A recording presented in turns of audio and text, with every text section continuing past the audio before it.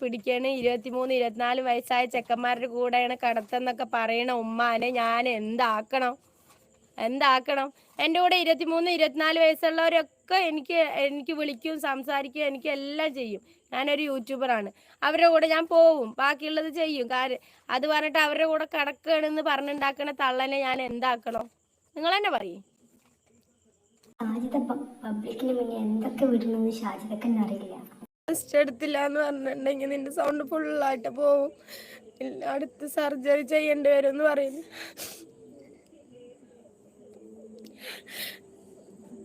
എന്തിനാ ഇങ്ങനെ കൊല ചെയ്യുന്നത് എനിക്കറിയില്ല.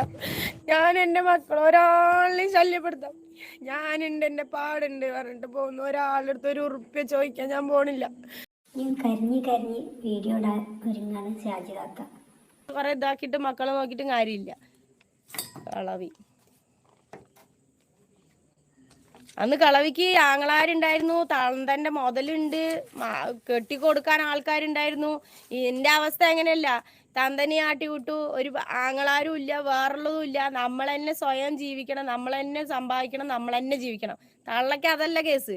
തള്ളയ്ക്ക് ഗൾഫിൽ നിന്ന് അയക്കാൻ ആങ്ങളുണ്ട്, പൊന്നാനിന്ന് അയക്കാൻ ആങ്ങളുണ്ട്. വിളിക്കും മയനെ പറയുമ്പോഴേക്കും പൈസ ഇവിടെ എത്തി. അങ്ങനെ ജീവിച്ച കളവിയാണ്.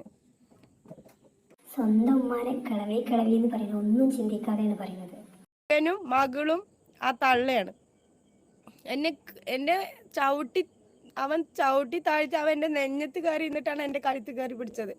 ഇതൊക്കെ തെളിവുണ്ട്. എൻ്റെ മക്കളാണ് എൻ്റെ സാക്ഷി. എൻ്റെ മക്കള് കണ്ടോണ്ടിരിക്കുകയാണ്.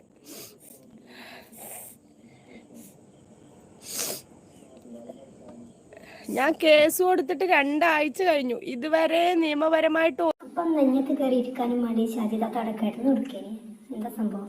എൻ്റെ ഭാഗത്ത് ആരുമില്ല. കാരണം പൈസ കൊണ്ട് കളിക്കുന്ന ആൾക്കാര്, പണം കൊണ്ട്. നമുക്ക് നമ്മുടെ പെറ്റ് തള്ള പോലും അതിനൊന്നും പെറ്റൂന്നൊന്നും പറയാൻ പറ്റില്ല. അത് പെറ്റതല്ല. അതിനൊന്നും എന്താ തള്ളൻ്റെ കൂട്ടത്തില് നിങ്ങൾ പറഞ്ഞല്ലോ, ഉമ്മ എന്നൊരു സ്ഥാനല്ലേ, അത് വെറുതെ കിട്ടണതല്ല.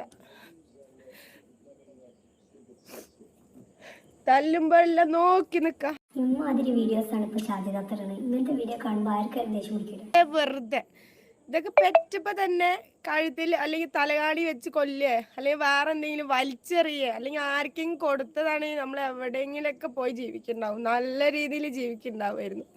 ഇതിനൊക്കെ എന്തിനാ മക്കള് കൊടുത്തെന്ന് ഞാൻ ആലോചിക്കുന്നത്. നമ്മളൊക്കെ എന്തിനാ അവിടെ ജനിച്ചതെന്ന് ഞാൻ ആലോചിക്കുന്നത്. ഇതിന്റെയൊക്കെ വയറ്റിൽ എന്തിനാ ജനിച്ചത്? പൊതുവെ അമ്മമാർക്ക് എന്നും കാണുന്ന മക്കളോട് അത്ര സ്നേഹമൊന്നും ഉണ്ടാവില്ല. വല്ലപ്പോഴും വരുന്ന മക്കൾ ഒരു ബൂസ്റ്റ് ഹോർലിക്സ് എന്തെങ്കിലും പിടിച്ചാൽ മതി. നിങ്ങൾ പറഞ്ഞുകൊണ്ടിരിക്കുകയാണ് SI ആയാലും